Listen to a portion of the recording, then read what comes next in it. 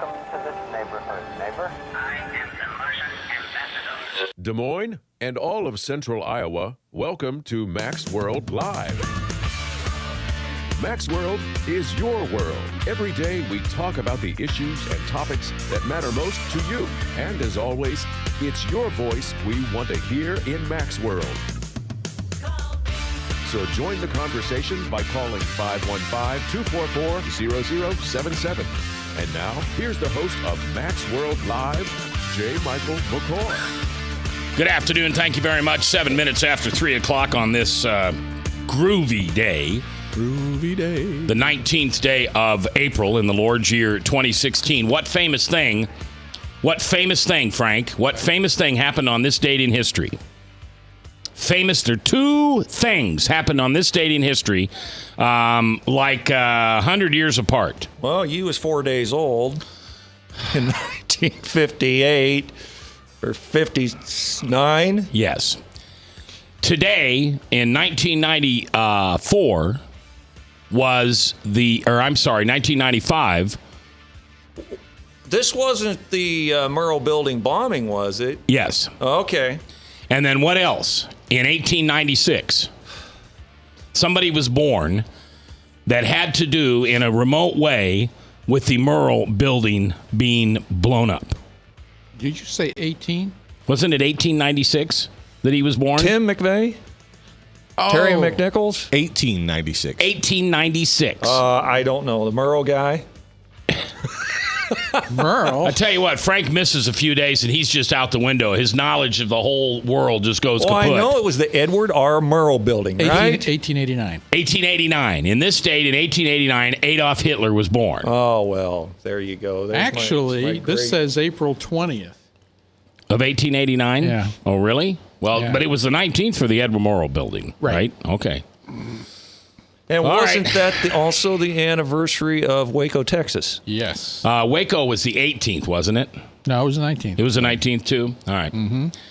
All right, so we've got some fun stories to follow today. By the way, if you were listening yesterday, by the way, I should introduce the crew. Chris Roloff. Hello. Is here. Bob Montserrat, the cat in the hat, watching the chat on the Service Legends Truth text line at 515-809-0993. And the prodigal son Has returned.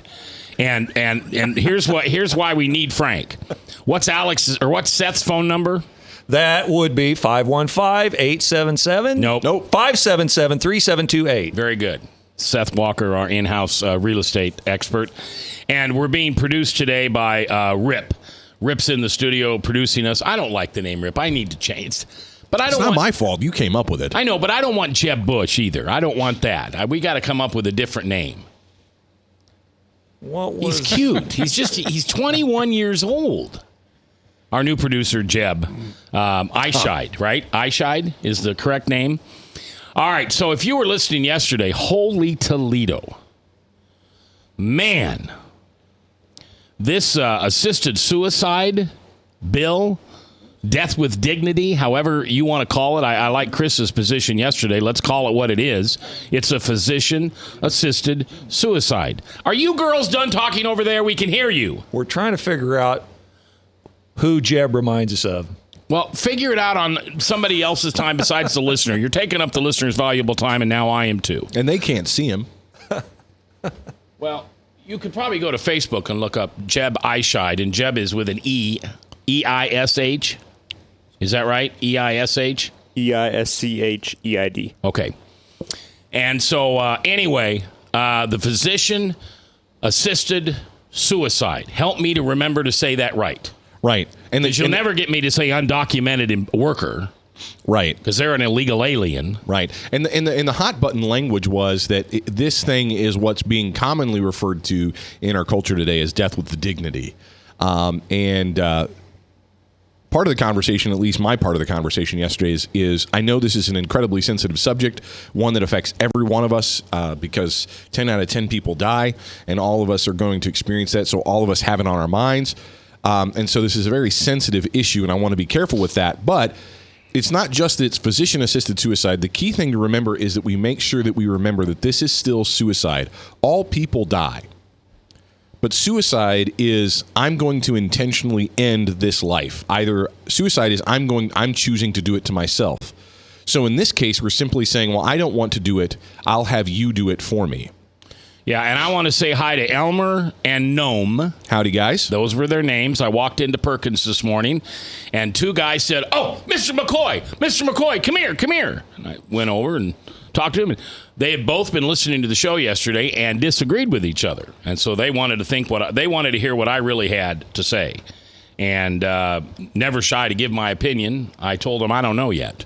Yeah, I'm out. I'm out on this so far. I don't know. You know, it's not like abortion, where Michael Damascus put on his sign, abortion is America's Holocaust. We're killing people that don't want to die. We're killing creatures of God that were put in a woman's womb for a purpose, created for a purpose, never an accident, never a mistake. But on physician-assisted suicide, there's no unheard victim, right? I mean, there is an unheard victim in abortion, and that's the unborn baby. But there is no unheard victim here. If I choose to end my life, physician-assisted, and the government says I can do it if I do it a certain way, why is that not a prerogative of mine to save my family, to save my doctors, to save everybody the pain of watching me lay there and have some irresistible. Responsible? No. Can't cure me. Disease eat my body up.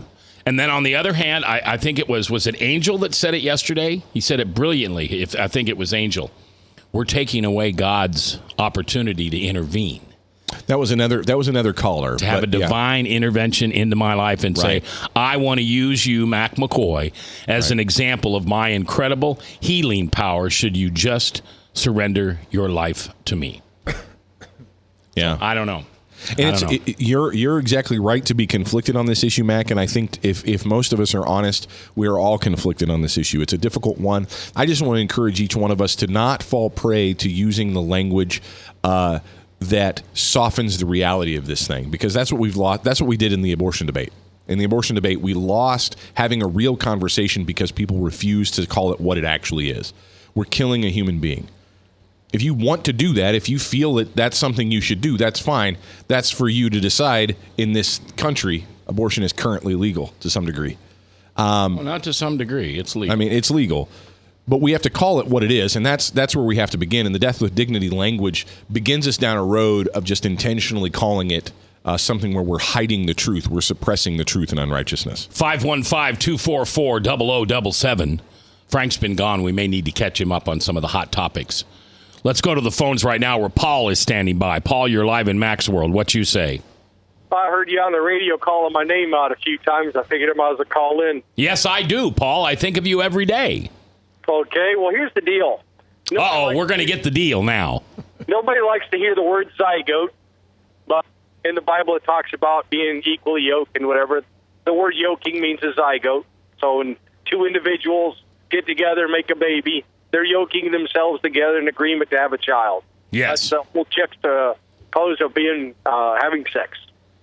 So if you're going to kill it, you're going to kill the zygote first, or a blastocyte, or a zoogocyte, or a femicide, or whatever. You're going through the whole process of killing a baby through its gestational cycle. Maybe you can call it gestational side, because now you're getting to be older. What do they call that? Geriatric? Uh-huh. Geriatricide. Or if you're not well enough, you're some other side. You just pick on the side you want to be on. Suicide. Yes. So now you can be on the murderous side. I don't want to be on that side. Psycho side. Whatever. I resemble that remark, the psycho side. I'm just wondering out loud, where is the man's right to choose to murder and get out of jail for free card? Well, they're getting that already. Obama's starting to release people that were just selling drugs and killing people through, pharmaceutical side, because some of these drugs were laced with other things and probably killed people. Well, I'm sure drug dealers weren't... If Trump is right, and you're going to eventually get rid of abortion and make it illegal, he inartfully put his foot in his mouth, but he said the truth that a woman would have to be punished for participating in an abortion. Well, it's no different than paying for somebody to murder somebody.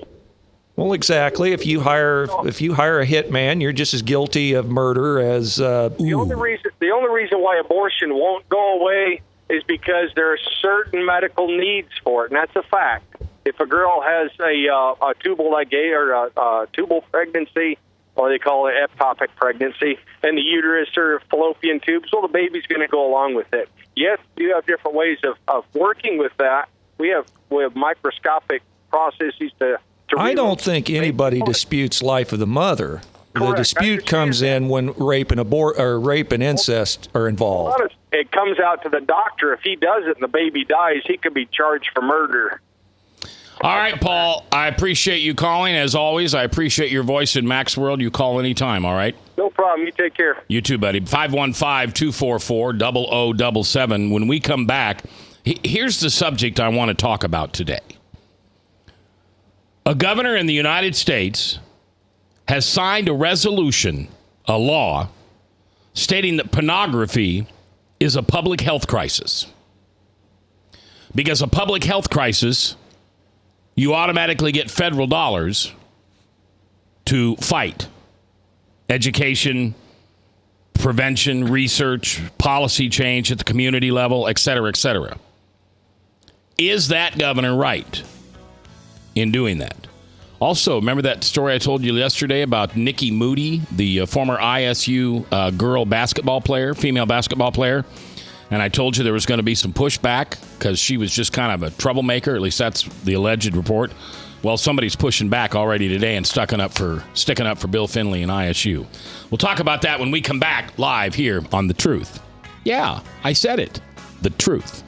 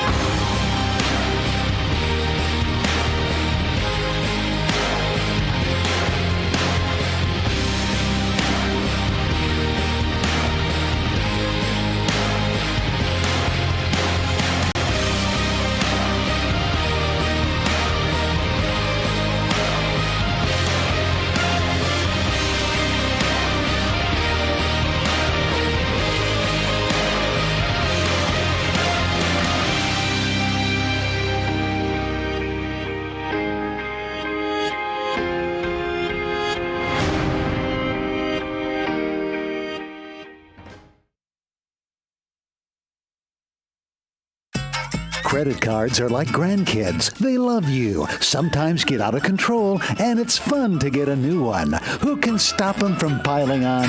Hi, I'm Tom Coates with Consumer Credit of Des Moines. At the end of the day, you can return the grandkids, but you're stuck paying off bad credit card debt. We'll help you put the fun back into using credit cards responsibly. Right, kids? Yeah! If you need help getting credit cards off your back, call Consumer Credit of Des Moines. Hi, my name is David Burrier, your Hope Coach. I host a live weekly talk show called I've Been There every Thursday afternoon at 5:30, right here on webcast1live.com, and on my weekly radio program Saturday mornings at 10 on Truth Network 99.3 FM. I interview common everyday people who have survived incredible life challenges and who testify to God's faithfulness in the midst of their storms. So join me as we bring a message of hope and encouragement. Everybody needs hope. I know, because I've been there. Hey everybody, I brought Northern Lights Pizza, and it's got Graziano sausage.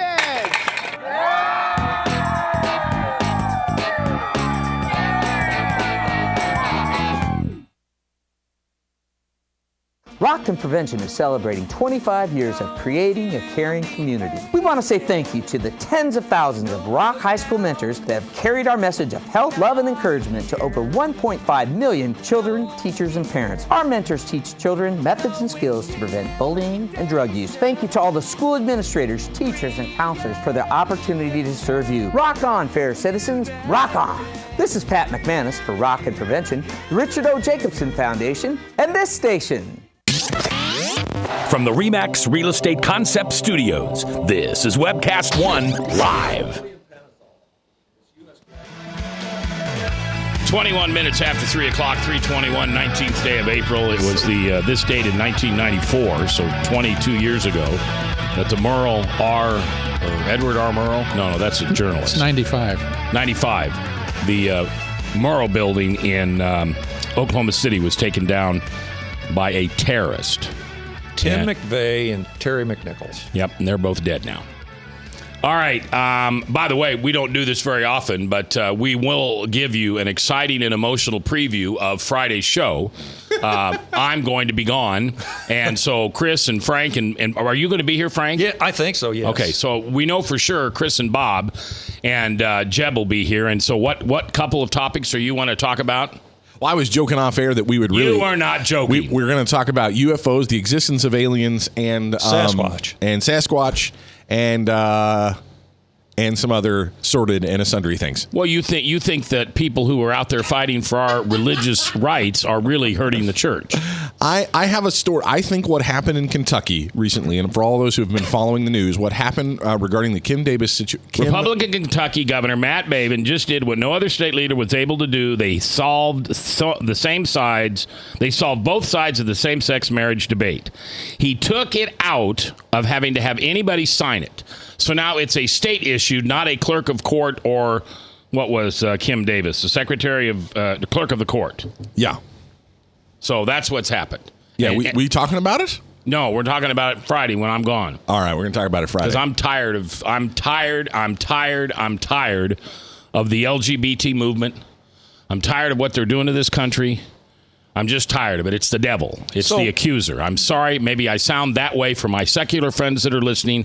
Yes, I may have gone off the deep end on this one thing. I'm done. I'm tired of it. Okay, let me see if I can figure this out. Although tomorrow I've got a great guest on, a guy who used to do, now help me with the term, therapy for people who think they're gay. So it was the repairing therapy that is now illegal in California. And then one day his 16-year-old daughter walked in and said, "Hey, Mom and Dad, I know you love Jesus, but I'm gay." Yeah. Okay. And it's an incredible book on what the process that he and his wife went through. So that's that's tomorrow? That's tomorrow. I'm going to listen to that. That story of is it the Kentucky governor? Yes. Matt Bevin. Okay. Bevin. So basically what he did was reshuffled the chairs on the Titanic, but the Titanic is still going to sink and everybody's going to die. Yeah. But we're going to talk about Friday. Okay. Yeah. That way, if a clerk has a religious objection to same-sex marriage, their name won't be attached to the license, and couples can fill it out however they would like. Let me just say this. I'm going to Are we talking about this now? No, we're previewing what we're going to talk about Friday. I'm going to wag my finger shamefully at the Liberty Institute. That's what I'm going to do. Ooh. Yes. I'm going to say... Aren't they coming here? No. That's not them on the 12th of May? No. Okay. All right. So I'm going to put this story... No, it's not Kelly. If it's somebody from their organization, I'm still going to wag their finger. Okay. Because I have an opinion about this, and I want to be wrong. That's fine, but I have a pretty strong opinion about it. Should pornography be considered a public health crisis? That's what one Republican governor will sign into law today. We'll talk about that later. All right. Right now, I just got to say. So, Nikki Moody, who was a star basketball player at ISU, was then drafted by the San Antonio Stars, got dropped from them, and is no longer in the Women's National Basketball Association, the WNBA. She has now decided that she's going to file a lawsuit against her coach, the school, and you and I, because she is claiming that she was treated differently, that it was racism, that she was, what's the word I want? She was spoken to with hate speech by the coach. So that was in yesterday's paper. Today, a key player named in Nikki Moody's lawsuit against Iowa State women's basketball coach Bill Fenley said Moody's claims of mistreatment toward black players on Fenley's team were misrepresentations. Moody, the school's all-time leader in assists, filed a lawsuit suing Fenley, Iowa State, and the state of Iowa for racial discrimination and retaliation. Moody accuses Fenley of repeatedly calling her a thug and treating her and her black teammates differently than white players. Chastity Cole, who played with Moody in the 11-12 season, was prominently named in the lawsuit as a target of Finley's. The lawsuit says Finley demeanored Cole, at the time the only black player on the team who was not a freshman, saying she, quote unquote, will end up in prison just like her mother. No, it's not true, Cole said of the claims in the lawsuit involving her relationship with Finley. Cole didn't want to comment on Moody's claim that Finley called Cole a thug. Cole said, "Did he ever call me a thug?" That's coming from Nikki, and I don't want to comment on that and get into a he said, she said thing. That's what Cole said. The lawsuit filed Friday and first reported by the Associated Press on Monday seeks unspecified damages under the Iowa Civil Rights Act for racial discrimination and retaliation. Iowa State has vehemently denied... Vehemently. Oh, now he gets the English right. Vehemently denied Moody's allegations that she was subjected to 4 years of discriminatory and hostile behavior. Okay, so this all come out after she got dropped from the WNBA. Correct. Didn't come out before that. Okay, so sour grapes, looking for somebody to blame because she thought she was better than she really was. Well, she thought she had a meal ticket. And, of course, you're not going to be in the WNBA if you're suing your your college player for racial discrimination. They don't want that attention. They don't want that target on them. But she's been dropped by the San Antonio Stars. So you just nailed it on the nail on the head. It's a meal ticket. She's looking for a meal ticket, and since she couldn't make it in basketball, now she's going to file some discrimination suit and obviously try to sue the University of Iowa for lots of money. Yeah, that's what she wants. Okay. And here's what will happen. Iowa State will settle with her. They'll cave because in every lawsuit like this, there's a point in which it's profitable to settle. They'll figure the lawyer time. Most of the time, that's true. It's going to be a horrible recruiting problem for African Americans. Bill Finley's going to get painted as a racist, and that Iowa State is a racist. I mean, it's just a PR nightmare. So they'll eventually, and I don't know what date it'll be, guys. It could be a year from now. It could be 5 years from now. But I'll read the story. ISU has settled the racial discrimination case concerning Nikki Moody and the school over a 2012 racial discrimination case, because that's when she claims it was happening. All right, 3:29 is the time. 19 of April is the date, and here's the numbers you can get a hold of us: 515-244-0077. That's the voice line. Call Jeb; he'll get you on. Also, the Service Legends Truth text line is... Wait, I want to go back to the other one. 244-0077. That's the line to call in. And then if you want to get a hold of us on the Truth text line, it'd be 515-809-0993. And Bob Montserrat is watching that. I did get a text that simply states conversion therapy. Conversion therapy. Thank you. Thank you. Yeah. So that's the guy coming on tomorrow. And he's by telephone because he's not local. Oh, okay. But his book is really interesting. No, that's really a fascinating. It's a very controversial topic. The conversion therapy as a whole is controversial. Well, it's ridiculous. What do you mean? It's ridiculous? To say somebody can't have therapy over a certain subject. Well, my daddy tried to hit me, and I pulled out a knife and cut his wrist off. Well, you committed a crime, young man, and we should not try to repair your psyche on that. But apparently the gays don't think they need converted because there's nothing wrong with them being gay. That's correct. Right. That's the reason why it's upsetting. Yeah. It's the whole LGBT movement, and it's the thing I can't stand. And help me not go there tomorrow when he's on the air. I really want to stick to the story because the story is about loving this community. Absolutely. Like Jesus loved them. Absolutely. And not getting caught up in the hate that the accuser wants to spew. You're exactly right. See, you hit the nail on the head. Christians have failed miserably on this topic because we have chosen hate over the gospel. There is no sin that is too great that cannot be forgiven. There is none. None. There is none. Well, do you and I disagree on blasphemy of the Holy Spirit? But that's unbelief. Okay, all that's essentially unbelief. That's saying so a believer. There's no sin that a believer can commit that is unforgivable. So the issue is unbelief. That's what needs to be repented of. If you've rejected Jesus Christ, if you've rejected the free offer of salvation through Jesus Christ to be reconciled to your God, to your Creator, if you reject that offer, that's what needs to change. That's the thing that needs to come around. That's the thing that you need to stop doing and start believing that. And the rest of the stuff works itself out, and it may never work. Certain sins may never work themselves out in your life this side of heaven. But that's where it all begins. Where it all begins. So I'm all with you there about loving everyone, but at some point, the bank robber, are you going to have to tell him that the bank robbery is wrong?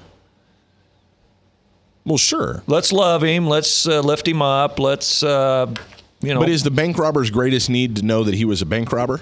No, but at some point we have to acknowledge that bank robbery is wrong, right? Sure, but the United States, our country, acknowledges that bank robbery is wrong. Well, that's right. But at some point you're going to have to tell the homosexual that homosexuality is wrong, and they're not going to like that. But the born again person will. That's the difference. Okay. That's the difference, Frank. The born-again homosexual will like it that you tell him it's sin? At some point, yes. See, there's sin in my life that at times I didn't want to hear about. Right? There's sin. Every time we go to a pizza buffet, I have to witness it. Perfect example. Right? I don't want to deal with that, right? I don't want to deal with my weight. I don't want to deal with the fact that I like overeating. I don't want to deal with those things. I don't want to be told those things are wrong. Right. So much so that I'm going to make a joke about it and I'm going to skirt it under the rug because I don't want to be told that those things are wrong. I don't want to have to deal with them. But why can't you just say you was born that way? Because I know that would be a lie. And the Holy Spirit is the person who tells me that, you know what, Chris, you're just lying to yourself. Yeah, but what if you had a overeating gene? Yeah. There is no gay gene. Oh, okay. I don't care what anybody. Somebody I trust is going to have to tell me that. They're going to call you up. That's another narrative. Right up. That's another narrative, and we'll talk to Dave tomorrow. Dave Jackson is his name, and he's our guest tomorrow. All right, where are we at on time? All right, real quick. A Metro mom is facing assault charges for allegedly instructing her adoptive children to physically punish each other in a variety of different ways while she watched. No, the pornography story comes up in a minute. This is a different story. Today, Urbandale police arrested 38-year-old Mindy Knapp on 2 counts of assault causing bodily injury or mental illness. The charges stem from the accusations that she aided and abetted in the assault of 2 of her adoptive daughters, and she allegedly did it by instructing her other adoptive children to punish them. I can't make this up. It's been a long investigation. The detectives did a lot of interviews, and there's a lot of work in that investigation. The Department of Human Services has been involved the whole time. This according to Urbandale Police Sergeant Gary Lang. The investigation began in the winter after Knapp's adoptive children came to Urbandale Police with allegations of abuse. They came to us first, Lang said. We went to DHS to collaborate with them on the investigation. Wow. Unbelievable. Excessive physical exercise, water saturation, exposure to weather, and being struck with a belt that causes bruising to her arms and buttocks. Generational. All right, let's take a break. We're coming back. I want to talk about whether you think pornography is a public health crisis. I'm not asking if you think it's wrong. Is it a public health crisis? Next, live. Northern Lights Pizza's amazing garlic butter makes amazing breadsticks. Now available in 12-ounce bottles at Northern Lights, Hy-Vee, and Graziano's. Northern Lights Pizza. I'm Brian Leach, owner of Service Legends, and my position is Chief Talent Officer. I'm Nicholas Wonderscheid. I am Bernie Homs. And I'm the Service Manager. Marketing Director and Client Relations Manager. Everything that we do is about ensuring that we exceed your expectations. Our clients are important to us. 100% satisfaction. We're not just focused on heating and cooling. That's the easiest part of our job, actually, is fixing furnaces and air conditioners. Everyone that we come in touch with, we want to improve lives. Bottom line is, we've got our installation guarantees, 25% energy savings guarantee, comfort guarantee, temperature selection guarantee, property protection guarantee. 100% satisfaction guaranteed. Fixed rate or it's free. All of those guarantees are backed up with a 100% money-back guarantee to hold ourselves accountable to making sure that you get what you're after. Just fixing the problem today. If they have another problem 5 days down the road, it's still fixed right or it's free. We use what's called straightforward pricing. Our technicians are going to give you an exact to-the-penny price on what it's going to take before they move forward with any repair. That way you know what to expect. It's the same price every day. No surprises. If you get off work at 5 o'clock in the afternoon, you come home, you realize that, oh, my furnace is broken. Now you need to call somebody out that night. You shouldn't have to pay more for that. We're guaranteeing service 24/7. We run afternoons, evenings, nights, weekends. We're staffed to work that. Phone rings at 3 in the morning. You'll get one of our representatives answering the phone every time. We're not sending you out to Timbuktu in some call center. It's our Service Legend team members, our mission control team. I'll take a call anytime. And then they answer the phones the same way during the day as they do at night. It's a great day at your service company. How can we make you smile? That's the only way to provide true 24-hour service. When you're able to let somebody actually live in their home safely when they weren't able to do that before, where they don't have to stay up at night and worry about, is the heat going to come back on? Are we going to freeze the pipes? Is the baby in the room next door going to be sick because they got too cold? When you're able to help somebody overcome challenges like that, that's impacting a life. That makes a difference. I get goosebumps thinking about it. I love the team. I love the people that I work with. We have fun, but we work hard. I call them my ambassadors of legendary service. If you could just envision what that is, that's who we're sending to your home. They literally will call in, pick up the phone and call and say, hey, I want to talk to your manager. And I get on the phone, they're like, that technician that was at my house was the greatest technician ever. That's cool to me. We want to brighten people's days. Every person that we have going into the house has gone through an extensive background check. Drug testing, we have a very thorough interview process that 1 out of 140 people make it through. If we promise you something, that's what you're going to get, no matter what. We're here when you need us to protect the safety and comfort of your family. If you're not happy, we're going to make it right. If we're willing to put 100% money-back guarantee on what we do, what type of work do you think we do? Give us a call. We're there for you 24/7, 365 days a year. Enough said.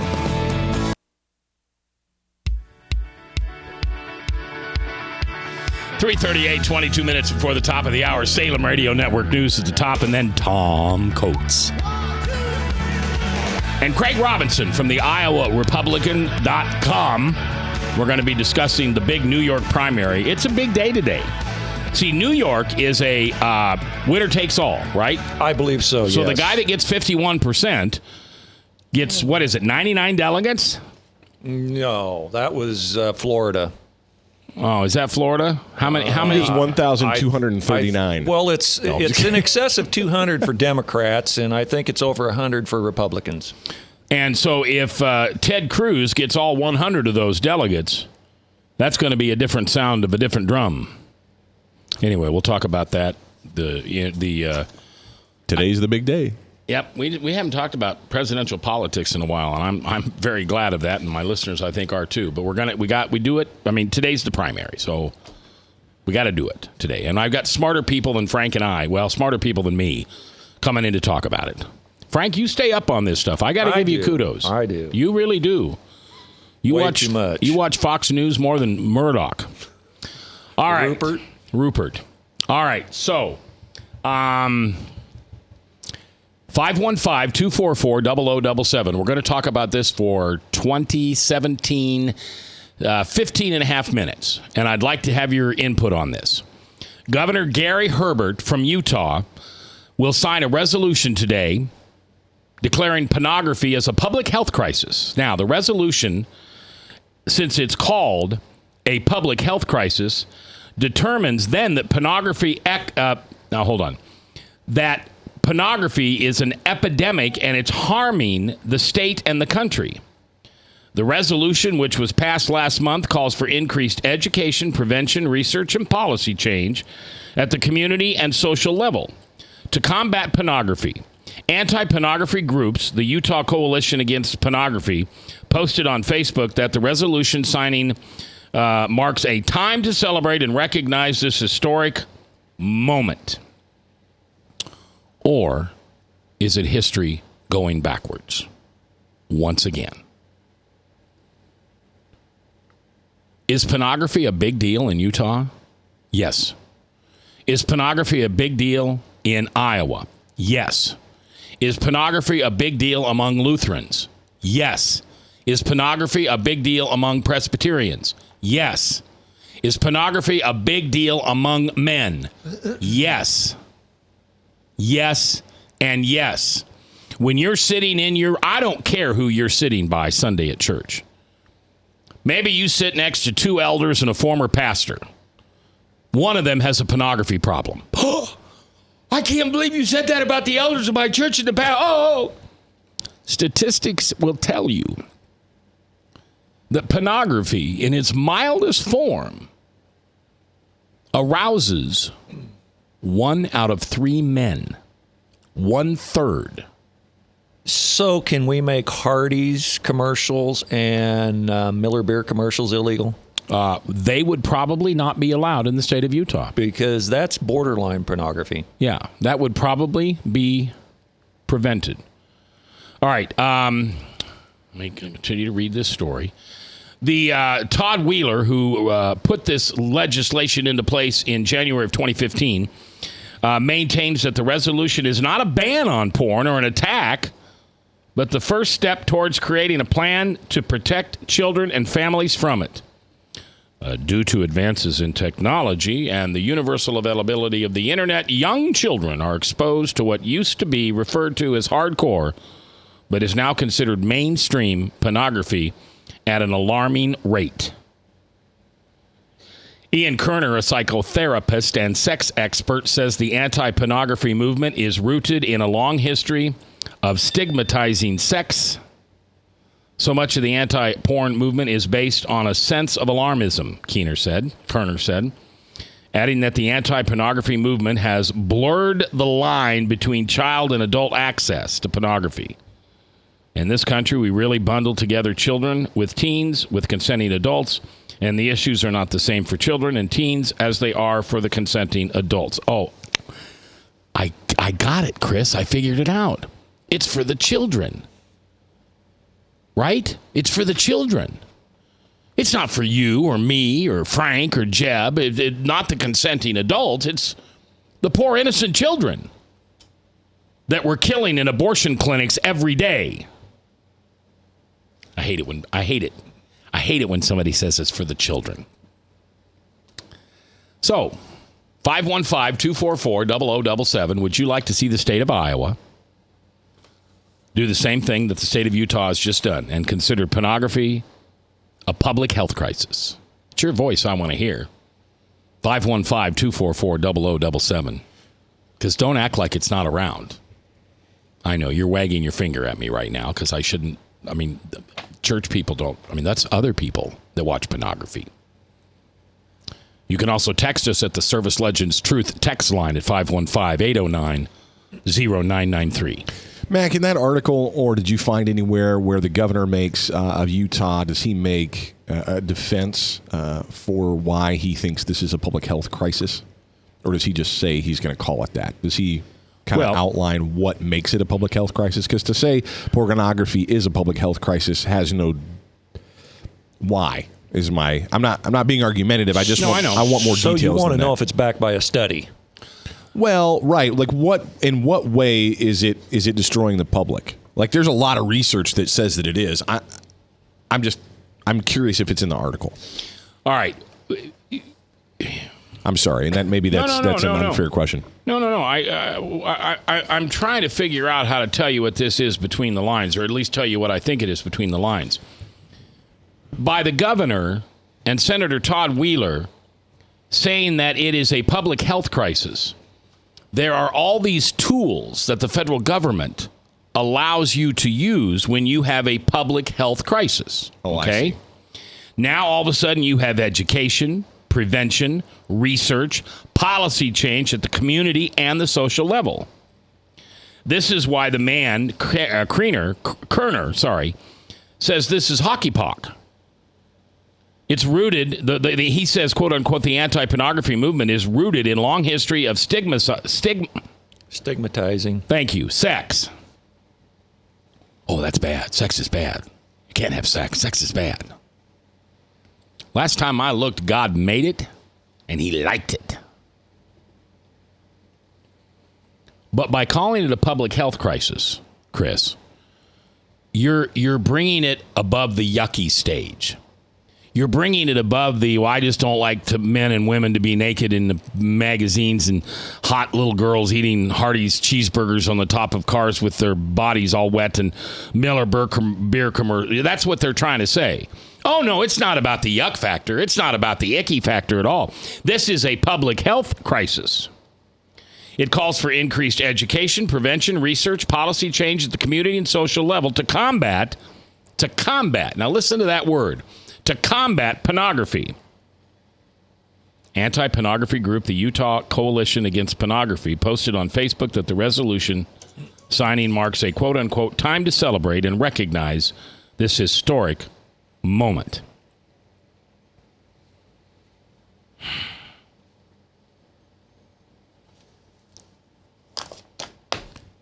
Here's what I think I hear. I think I hear people trying to legislate morality and trying to pass more legislation that says, because I think this is wrong, we're going to get federal funds involved in this to stop it. Right. And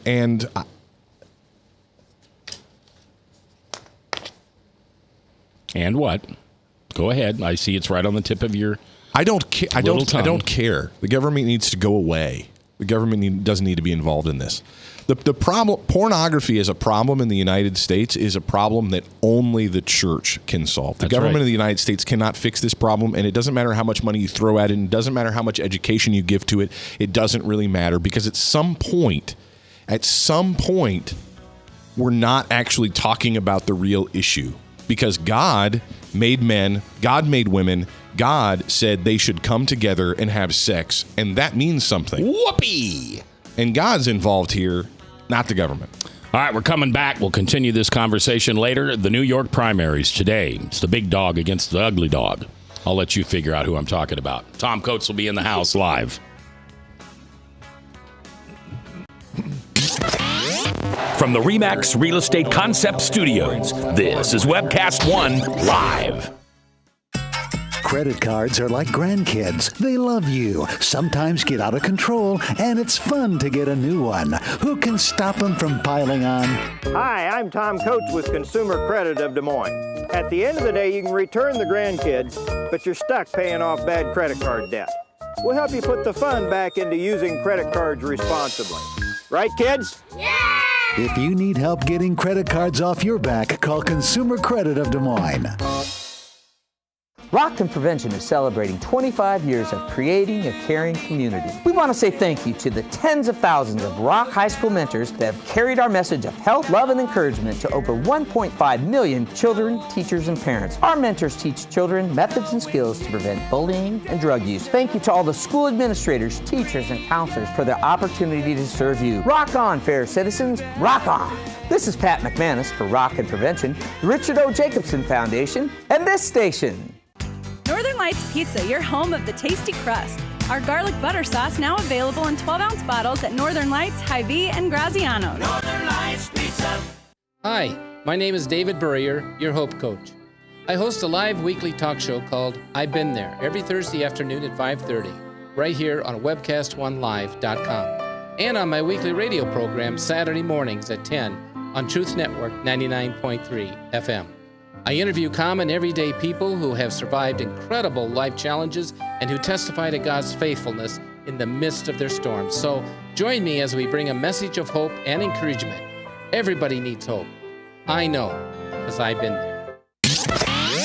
From the RE/MAX Real Estate Concept Studios, this is Webcast One Live. Yeah, 3:50, 10 before the top of the hour, Salem Radio Network News. Next hour, 3 fantastic guests in the studio. Mark Jacobs, who is working on education here in Iowa. He ran for senator against Tom Harkin. Craig Robinson, the IowaRepublican.com, and my co-host, of course, Tom Coates. Coming up next here live in Max World. So Governor Gary Herbert from the great state of Utah has decided to sign a resolution declaring pornography a public health crisis. That's happening at the Utah State Capitol today. You say, well, why? Why would he call it a public health crisis? Because calling it a public health crisis gets federal funding to increase education, prevention, research, policy change at the community and social level. The Utah Coalition Against Pornography posted on Facebook that the resolution signing marks a time to celebrate and recognize this historic moment. 515-244-0077. Now, why do you think our phones are so quiet on this? Well, I'm kind of quiet about this issue, to be honest with you. Okay. I don't know. Like I said, kind of before we went to the break, I don't know what I think about this particular issue. Well, I know what I think about pornography. I'm sorry. But I don't know what I think about what the Utah governor is trying to do, because it appears that the Utah governor is just simply trying to get federal funds to educate people on the negative effects of pornography. Which the experts, Bob, say is what? The bad things? Yeah, the bad things about pornography. Okay, it says porn actually changes the brain. And they're talking about dopamine. It's kind of like being hooked on something that gives you a high, and then you require more and more and more to reach that high, and you can't do it. Okay. Porn can affect behavior because of the additional dopamine that you need. And so it's one of those things, kind of like people that smoke marijuana for years and years and years, all of a sudden don't have the same effect anymore. And they buy the marijuana, smoke it, and they don't get a high like they used to. It's like you burn out receptors. So they're saying that can take place. It can lead to sexual dysfunction, can harm your sense of healthy sexuality.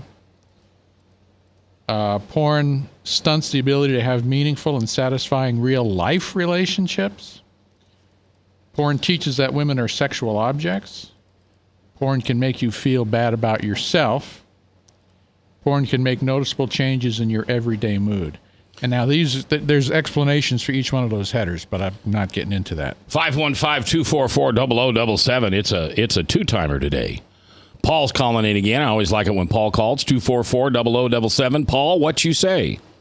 Well, first of all, I'll come out and say, when as a kid, I was exposed to pornography when I was about 4 or 5 years old. This has been back in the early 80s, late 70s, and things like that. And it's still on the shelf and stuff like that. It did affect me quite a bit while I was in the service. Didn't do me any good either there. And everything that was described there affects people. I have no problem with the information to come out, but the churches, everybody talks about that. Nobody's actually talking about that in a church because they're afraid to.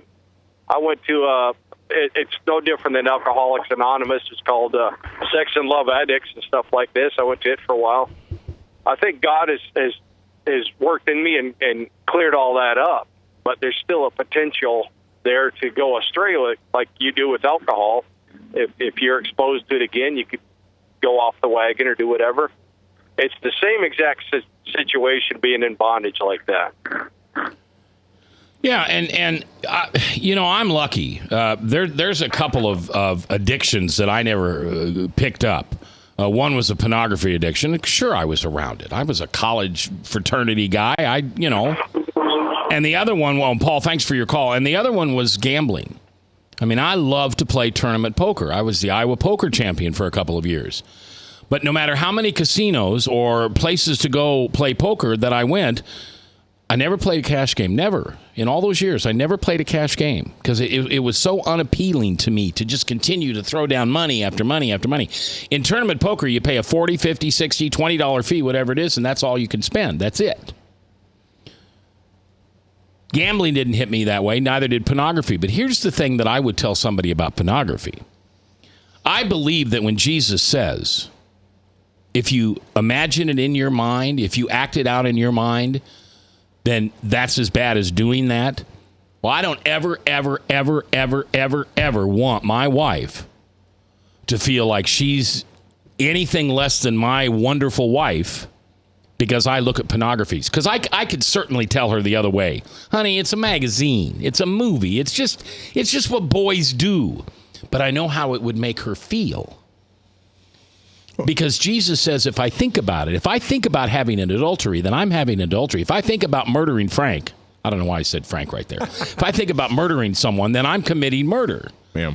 And I have no desire to, right in front of Jesus and me,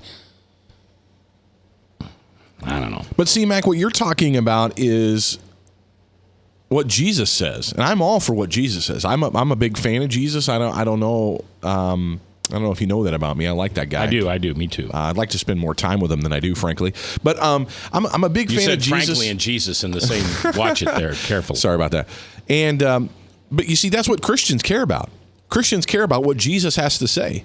I don't. The secular world, the lost world, doesn't care what Jesus has to say. Right. Jesus has to say. Right. Now, we can make a case, and maybe the Utah governor is making a case to say that this kind of sexual activity, pornography, and the desire for it, the creation of it, is a health risk. I mean, I'm sure that most people who participate in making the pornography probably have multiple sexually transmitted diseases and that kind of stuff. So that's probably not healthy for them. Well, and it's interesting you should bring that up because Jill King says, shouldn't paper manufacturers and movie producers be held responsible for the damages porn does?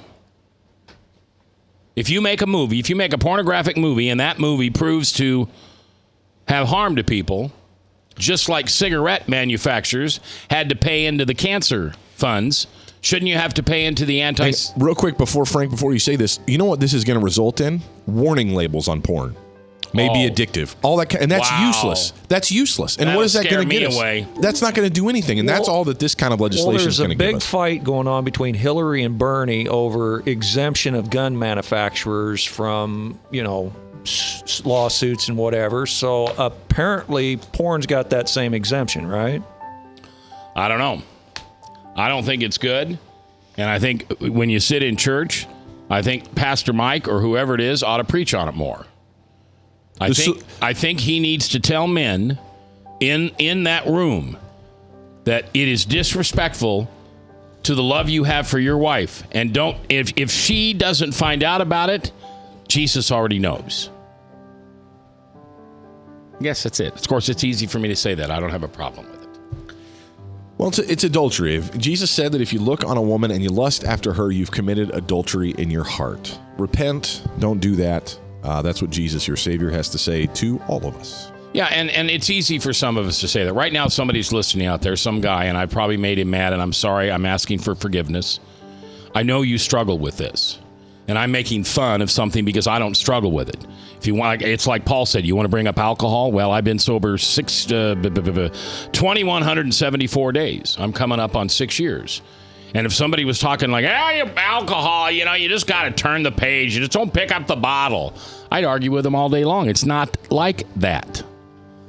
But God plants us all in perfect people, creates us to be perfect. And then sin comes in and messes everything up. We're coming back live with Tom Coates and more next hour here on The Truth.